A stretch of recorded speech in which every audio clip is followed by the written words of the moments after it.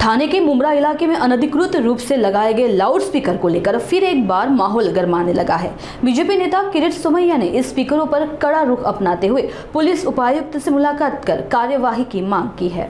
सोमैया के अनुसार कलवा में 14 और मुमरा में 122 स्थानों पर अनधिकृत लाउड स्पीकर लगे हैं। उन्होंने पुलिस अधिकारियों को चेतावनी दी है कि यदि कार्रवाई तुरंत नहीं होती तो अदालत की अवमानना का मामला दर्ज हो सकता है। उन्होंने स्पष्ट शब्दों में कहा है कि राजनीतिक विरोध के बावजूद इन इलाकों से अनधिकृत लाउड स्पीकर हटाए जाएंगे। वहीं उन्होंने जितेंद्र आव्हाड और अन्य नेताओं पर निशाना साधते हुए कहा कि मुस्लिम वोटों की राजनीति के चलते ऐसे मुद्दों पर लोग शिष्टाचार दिखाते हैं।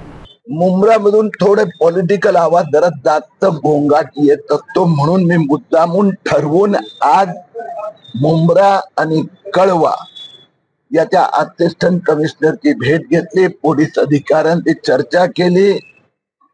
कळवा येथे 14 मशिदीवर अनधिकृत भोंगे आहे होते ते काढण्याची प्रक्रिया सुरू झाली आहे।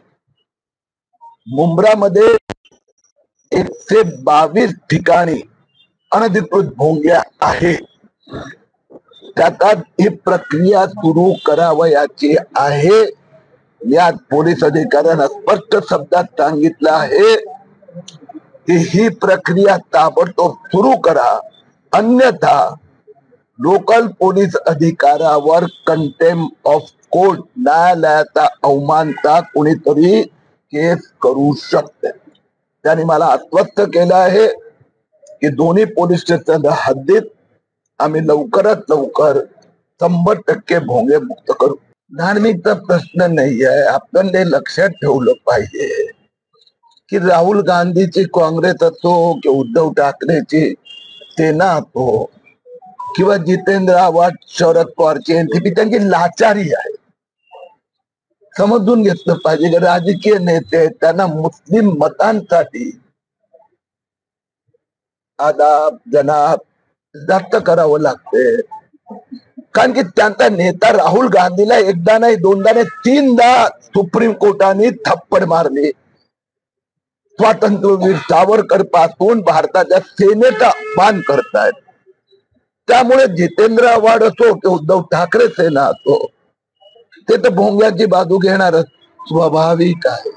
आता मुंबईतलं भेंडी बाजार मधले पण भोंगे गेले, नागपाडा मधले गेले, नौपाडा मधले गेले, मालवणीचे गेले, मानखुर्दचे गेले।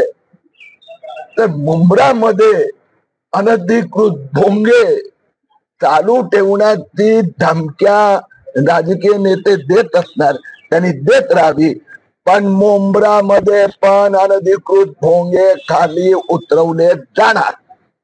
सर मी फक्त हिंदू आहे, सनातनने अख्ख्या देशाचं वाटोळं केलं असं जितेंद्र आव्हाड हो, त्यांचा नेता तर सावरकरनी वाटोळं केलं असंही म्हणतायत। म्हणून कारण की त्यांना मुस्लिम मतांसाठी जेवढी जास्त शिवीगाळ ते मालेगाव जे आतंकवादचं केंद्र झालंय त्यांना मस्का मारण्यासाठी ते साध्वीला पण शिव्या देणार।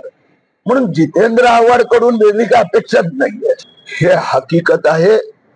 2008 मध्ये खूप प्रेशर आणलं गेलं होतं की तुम्ही भाजप, विश्व हिंदू परिषद, RSSच्या नेत्यांची नावं घ्या।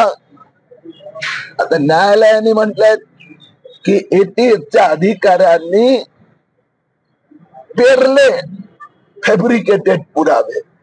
यावरून आपण समजून घेतलं पाहिजे की राहुल गांधी असो, सोनिया गांधी असो, गांधी परिवार असो, काँग्रेस असो आणि आता बाटलेली उद्धव ठाकरे सेना असो, ते मतांसाठी काहीही करू शकतात, वोट जिहादसाठी काहीही करू शकतात। राहुल गांधी यांना ठाकरेमध्ये एकत्र आलेले आहेत, निवडणुका बघता ठाकरे बंधू एकत्र आलेले आहेत, त्यामुळे कुठेतरी आता त्याची ताकद वाढणार का वाटतं?